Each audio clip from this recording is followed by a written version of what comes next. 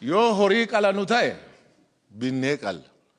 Araarabni suni hayyuun maltee namatu qalama yoo jedhe ana qalaati dhiigna kiyyaan nagaa godha.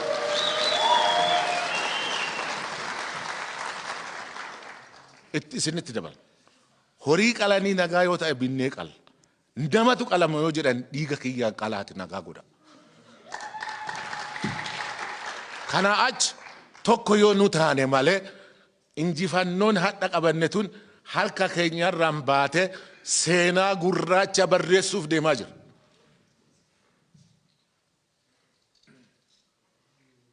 Oromoof seenaa barreessaa badaa gurraacha barreessuuf deemaa jira.